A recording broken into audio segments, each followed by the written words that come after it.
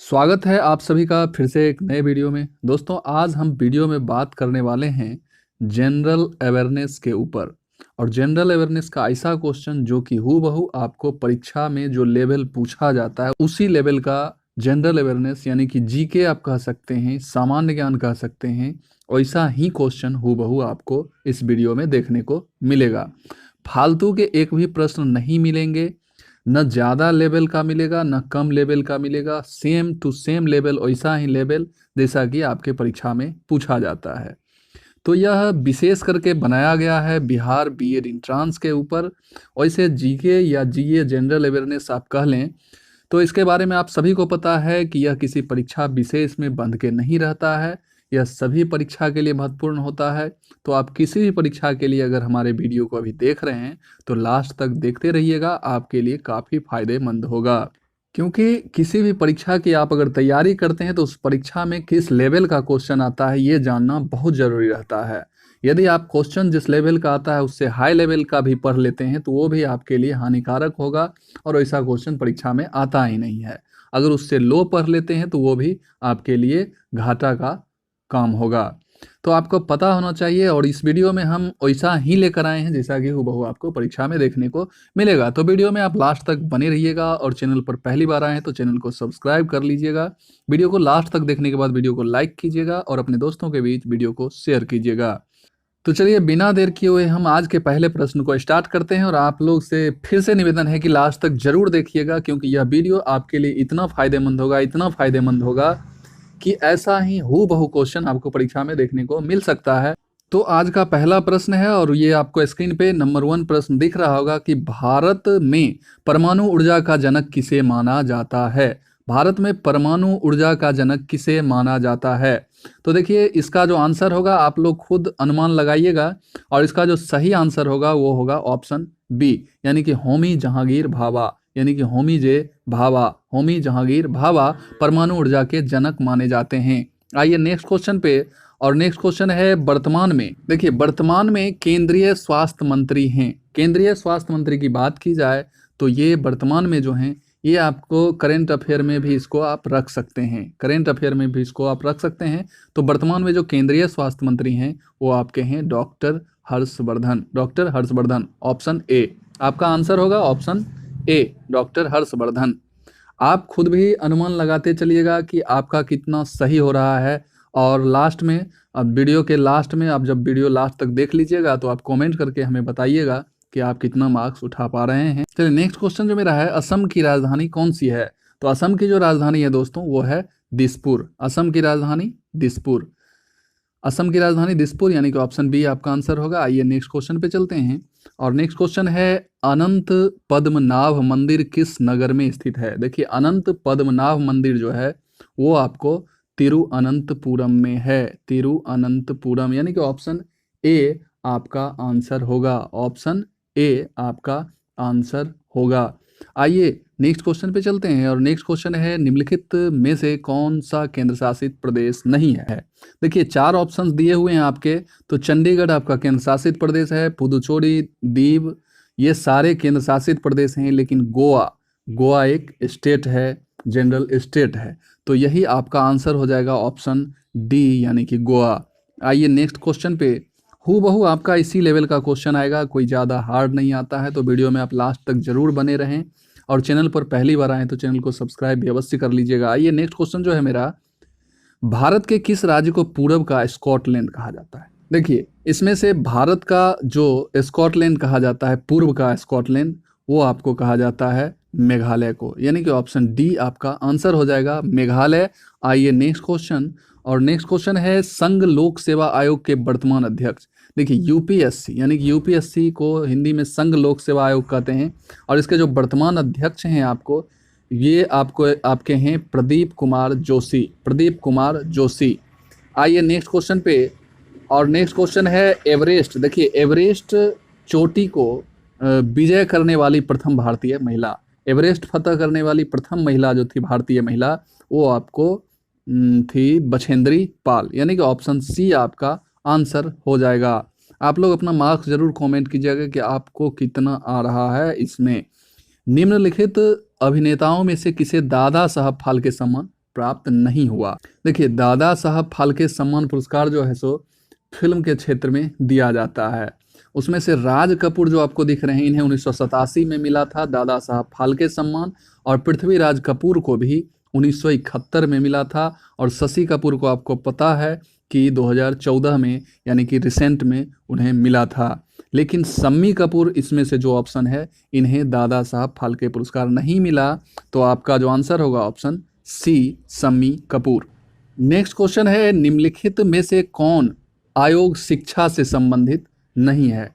देखिए, शिक्षा से संबंधित आयोग नहीं है की बात की जा रही है, तो आपको पता है कि 1919 के भारत शासन अधिनियम, ठीक है, प्रगति की समीक्षा के लिए 1927 में ब्रिटिश सरकार ने साइमन कमीशन का गठन किया था शासन अधिनियम प्रगति की समीक्षा के लिए, ठीक है। शासन अधिनियम प्रगति की समीक्षा के लिए 1927 में ब्रिटिश सरकार ने साइमन कमीशन गठन किया था। इस कमीशन में 7 सदस्य थे जो सभी अंग्रेज थे, इस कारण भारतीय ने इसका प्रखर विरोध किया था। तो शासन अधिनियम के लिए ना इसका गठन किया गया था, ना कि शिक्षा के लिए। तो आपका यही आंसर होगा, और जितने भी आपको दिख रहे हैं सारे शिक्षा से रिलेटेड कमीशन हैं। आइए नेक्स्ट क्वेश्चन पे, यानी इसका ऑप्शन डी हो जाएगा आपका आंसर। नेक्स्ट क्वेश्चन है, भारत में पंचायती राज प्रणाली सर्वप्रथम किस राज्य द्वारा आरंभ की गई? तो भारत में सबसे पहले जो पंचायती राज आरंभ किया गया था वो आपको 2 अक्टूबर 1959 को पंडित जवाहरलाल नेहरू ने राजस्थान के नागौर जिले में, ठीक है।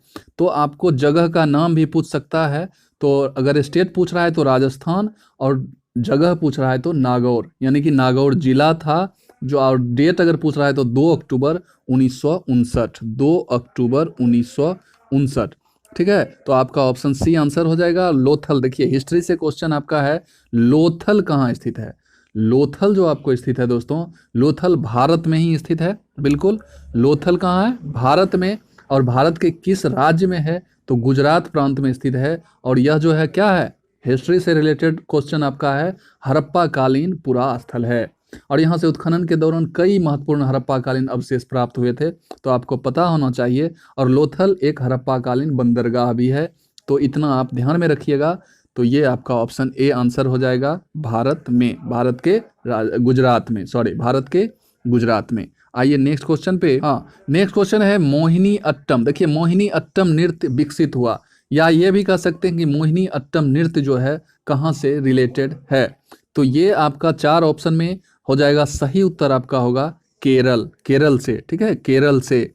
आइए नेक्स्ट क्वेश्चन पे, और नेक्स्ट क्वेश्चन है, ऑपरेशन ब्लैक बोर्ड कार्यक्रम किससे संबंधित है? ऑपरेशन ब्लैक बोर्ड जो संबंधित है, तो ऑपरेशन ब्लैक बोर्ड का देखिए आरंभ जो हुआ था 86 यानी कि 1986 से 87 के बीच में 7वीं पंचवर्षीय योजना में स्टार्ट हुआ था। ये आपको पता होना चाहिए कि इस कार्यक्रम का जो मुख्य उद्देश्य था, प्राथमिक विद्यालयों में न्यूनतम शिक्षण सामग्री उपलब्ध कराना, प्राथमिक विद्यालय में। तो ब्लैक बोर्ड जो है कार्यक्रम, वो आपको प्रारंभिक शिक्षा यानी कि प्राइमरी एजुकेशन से रिलेटेड है। तो आप याद रखिएगा, ये आपका ऑप्शन डी हो जाएगा आंसर। आइए चलते हैं नेक्स्ट क्वेश्चन पे, और नेक्स्ट क्वेश्चन है, देखिए नेक्स्ट क्वेश्चन है, रक्त का थक्का जमाने में कौन सा विटामिन सर्वाधिक सहायक होता है? देखिए, रक्त का थक्का जमाने के लिए विटामिन के आपका सहायक होता है। ये जो विटामिन के होता है, ये लीवर में, देखिए लीवर में विटामिन के द्वारा क्या होता है कि कुछ प्रकार के प्रोटीन्स जैसे कि प्रोथ्रोम्बिन तथा फाइब्रिनोजेन का पूर्ण संश्लेषण होता है, जो कि रक्त का थक्का जमाने में सहायक होता है। तो आपका जो आंसर होगा विटामिन के, यानी कि ऑप्शन डी आंसर होगा। आइए नेक्स्ट क्वेश्चन पे, और नेक्स्ट क्वेश्चन है, देखिए एक चेक भुगतान की वैधता अवधि, एक चेक भुगतान यानी चेक जो होता है बैंक के द्वारा, वो कितने दिन में आप मतलब भुगतान करवा सकते हैं? तो इसका जो आंसर होगा दोस्तों, देखिए रिजर्व बैंक के दिशा निर्देश के अनुसार क्या हुआ है कि 1 अप्रैल 2012 से चेक या ड्राफ्ट पे ऑर्डर जो भी है, इसको आप भुगतान करवा सकते हैं 3 महीने के अंदर, जो कि आपका आंसर में दिया ही नहीं है, 3 मंथ्स, अंदर 3 मंथ्स। तो ये आंसर नहीं है, तो आप याद रखिएगा चेक भुगतान की वैधता अवधि जो है वो 3 मंथ आपका आंसर होगा। आइए नेक्स्ट क्वेश्चन पे। क्वेश्चन जो है अध्यापक शिक्षा के लिए वैधानिक संस्था जो है ये आपका NCTE हो जाएगा, NCTE। देखिए इसका जो होगा, इसको आप कह सकते हैं राष्ट्रीय शिक्षक शिक्षा परिषद होता है, राष्ट्रीय शिक्षक शिक्षा परिषद। और इसकी स्थापना जो हुई थी अधिनियम 1993 के अंतर्गत 17 अगस्त 1995 को की गई थी। और इसका उत्तरदायित्व भारतीय शिक्षा प्रणाली के मानक प्रतिक्रियाएं एवं नियमों की स्थापना एवं निरीक्षण करना होता है। तो यही आपका आंसर होगा NCTE, यानी कि ऑप्शन डी। और आइए नेक्स्ट क्वेश्चन पे। और नेक्स्ट क्वेश्चन है वंदे भारत ट्रेन चलती है। देखिए वंदे भारत ट्रेन चलती है, ये कहाँ चलती है? तो इसका आंसर जो हो जाएगा आपको ऑप्शन सी, इसका आंसर हो जाएगा दिल्ली से वाराणसी, दिल्ली से वाराणसी। आइए नेक्स्ट क्वेश्चन की तरफ। नेक्स्ट क्वेश्चन है दादा साहब फाल्के ने राजा हरिश्चंद्र फिल्म कब निर्देशित की थी? देखिए यह जो फिल्म था मूक फिल्म था राजा हरिश्चंद्र, जिसमें आवाज नहीं था, और भारत की पहली मूक फिल्म थी, ठीक है। और इसके निर्माता निर्देशक दादा साहब फाल्के थे। और यह भारतीय सिनेमा की प्रथम पूर्ण लंबाई की नाटक रूपी फिल्म थी। तो प्रथम फिल्म थी, आपको पता होना चाहिए। और ये जो बनी थी, निर्देशित हुई थी 1913 में। तो इसका आंसर आपका हो जाएगा ऑप्शन बी, यानी कि 1913। आइए नेक्स्ट क्वेश्चन पे। और नेक्स्ट क्वेश्चन है भारत, देखिए भारत में मुख्य चुनाव आयुक्त, भारत में मुख्य चुनाव आयुक्त की नियुक्ति कौन करता है? तो भारत में जो मुख्य चुनाव आयुक्त की नियुक्ति होती है वो अनुच्छेद 324 2 में वर्णित प्रावधानों के अनुसार जो है सो राष्ट्रपति मुख्य चुनाव आयुक्त एवं अन्य निर्वाचन आयुक्तों की नियुक्ति करते हैं। तो राष्ट्रपति के द्वारा किया जाता है। आपका आंसर ऑप्शन सी हो जाएगा। और पूछा जाए किस अनुच्छेद में, तो अनुच्छेद हो जाएगा 324, अनुच्छेद 324 का 2। आइए नेक्स्ट क्वेश्चन पे। और नेक्स्ट क्वेश्चन है भारत के किस राज्य में सबसे प्राचीन नालंदा विश्वविद्यालय? आप सभी को पता है कि नालंदा विश्वविद्यालय कहाँ है। तो नालंदा विश्वविद्यालय आपका कहाँ है? नालंदा विश्वविद्यालय आपका है बिहार के राजगीर में, है ना, बिहार के राजगीर में। तो आपका आंसर यही हो जाएगा, बिहार आंसर हो जाएगा ऑप्शन बी। आइए नेक्स्ट क्वेश्चन पे। और नेक्स्ट क्वेश्चन है इग्नू। देखिए IGNOU Indira Gandhi national open university जो है इसकी स्थापना हुई थी, माने कब हुई थी? तो इंदिरा गांधी जो है इग्नू की भारतीय संसदीय अधिनियम के द्वारा सितंबर 1985 में, सितंबर 1985। तो यहाँ आप सितंबर अगर जोड़ लेते हैं, सितंबर 1985, तो आपका ऑप्शन हो जाएगा ऑप्शन सी, आंसर हो जाएगा सितंबर 1985। आइए उस देश का नाम बताइए। देखिए उस देश का नाम कह रहा है बताने के लिए जिसे उगते सूर्य का देश कहा जाता है। तो उगते सूर्य का देश किसे कहा जाता है? जापान को कहा जाता है, ये सभी जानते हैं, क्योंकि सबसे पूरब में अगर कोई देश है तो वो जापान है। और जो जितना पूरब रहेगा वहाँ उतना पहले सूर्य उदय होगा। तो जापान आपका आंसर हो जाएगा ऑप्शन बी। आइए नेक्स्ट क्वेश्चन पे। और विश्व का सबसे, जो देखिए विश्व का सबसे छोटा देश की बात की जा रही है। तो विश्व का सबसे जो छोटा देश है वो आपको वेटिकन सिटी है, बहुत छोटा देश है। और एक स्टेट से भी छोटा देश है, बहुत छोटा देश है वेटिकन सिटी, ठीक है। और ये रूस वगैरह की बात तो ये तो बहुत बड़ा देश है। तो यहाँ ऑप्शन आपका डी आंसर हो जाएगा, ऑप्शन डी, ऑप्शन डी आपका आंसर हो जाएगा वेटिकन सिटी। आइए उत्तराखंड। देखिए उत्तराखंड राज्य के किस शहर में लाल बहादुर अकादमी स्थित है? तो देखिए इसका जो आंसर होगा ये आपको मसूरी हो जाएगा, ऑप्शन सी, यानी कि ऑप्शन सी हो जाएगा, मसूरी में लाल बहादुर अकादमी स्थित है। आइए नेक्स्ट क्वेश्चन पे। और नेक्स्ट क्वेश्चन है मेरा पूर्व राष्ट्रपति डॉक्टर APJ, देखिए पूर्व राष्ट्रपति डॉक्टर APJ कलाम द्वारा लिखित ऑडियो पुस्तक विंग्स ऑफ फायर के पीछे किसकी आवाज़ है? देखिए विंग्स ऑफ फायर के पीछे किसकी आवाज़ है? तो ये आपका हो जाएगा गिरीश कर्नाड, गिरीश कर्नाड की आवाज़ है, यानी कि ऑप्शन सी आपका आंसर हो जाएगा। नेक्स्ट क्वेश्चन की तरफ। और नेक्स्ट क्वेश्चन मेरा है निम्नलिखित नदियों में से कौन सा गंगा की सहायक नदी नहीं है? देखिए गंगा की सहायक नदी नहीं है, वो आपको गंडक गंगा की सहायक नदी है, सोन भी है, गोमती भी है, ठीक है। आपका जो आंसर होगा ऑप्शन डी होगा, यानी चंबल जो है गंगा की सहायक नदी नहीं है। नेक्स्ट क्वेश्चन पे आते हैं। चलिए नेक्स्ट क्वेश्चन है निम्नलिखित में से कौन सा मंदिर जो है पंच केदारों में सम्मिलित नहीं है? देखिए पंच केदारों में सम्मिलित नहीं है। पंच केदार में प्रथम केदार भगवान केदारनाथ हैं, जिन्हें 12वें ज्योतिर्लिंग के रूप में भी माना जाता है। ठीक है, और द्वितीय केदार महेश्वर हैं और तृतीय केदार तुंगनाथ हैं। ठीक है, तो देखिए प्रथम केदार जो है भगवान केदारनाथ हैं, तो ये आपका हो गया।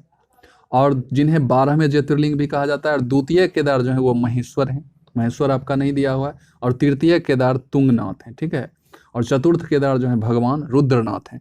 तो ये बागनाथ नहीं आता है आपको पंच केदारों में, तो आपका जो आंसर हो जाएगा ऑप्शन डी हो जाएगा। ठीक है, आपका आंसर ऑप्शन डी हो जाएगा, बागनाथ। आइए नेक्स्ट क्वेश्चन पे, और नेक्स्ट क्वेश्चन है निम्नलिखित में से, देखिए निम्नलिखित में से कौन मैग्सेसे पुरस्कार से सम्मानित हैं। तो मैग्सेसे पुरस्कार से सम्मानित जो आपके हैं वो हो जाएगा चंडी प्रसाद भट्ट, यानी कि 44 का हो जाएगा आपका ए। मैग्सेसे पुरस्कार से सम्मानित यही है चंडी प्रसाद भट्ट, और ये सभी नहीं है, तो यही आपका ऑप्शन ए आंसर हो जाएगा, चंडी प्रसाद भट्ट। आइए नेक्स्ट क्वेश्चन पे, और नेक्स्ट क्वेश्चन है वर्तमान में, देखिए वर्तमान में भारतीय क्रिकेट यानी कि बीसीसीआई के अध्यक्ष कौन है। भारतीय क्रिकेट कंट्रोल बोर्ड के अध्यक्ष की बात की जा रही है, तो वो आपको हो जाएंगे शशांक मनोहर, शशांक मनोहर। ऑप्शन ए आपका आंसर हो जाएगा, शशांक मनोहर।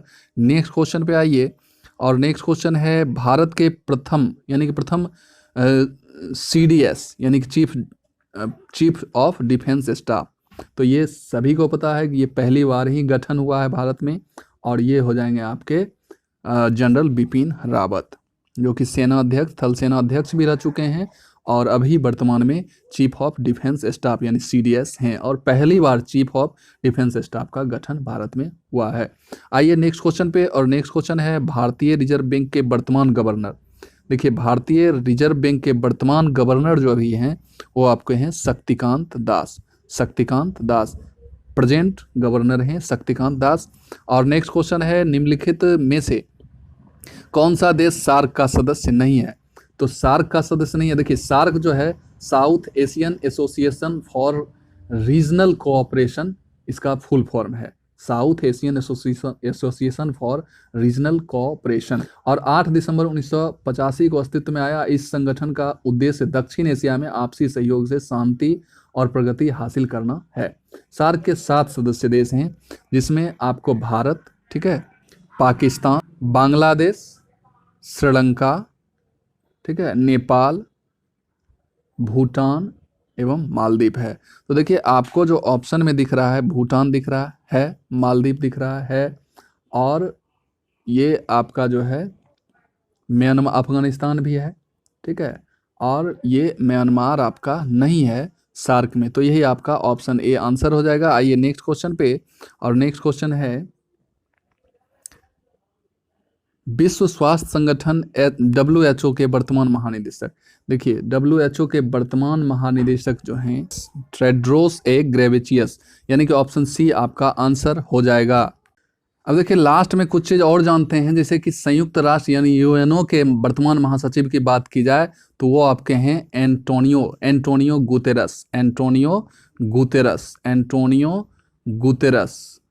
गुतेरस। तो ये याद रखिएगा, एंटोनियो गुतेरस आपके वर्तमान अभी का क्या है, वर्तमान महासचिव हैं UNO के। दूसरी बात और याद रखिएगा, सांझ का तारा और भोर का तारा जो है ये आपको शुक्र को कहा जाता है, ठीक है, शुक्र को कहा जाता है। तो यही था आज का वीडियो, आपको कैसा लगा जरूर बताइएगा कमेंट करके, और चैनल को सब्सक्राइब करके जाइएगा, लाइक करके जाइएगा वीडियो को, और शेयर अवश्य कर दीजिएगा। धन्यवाद।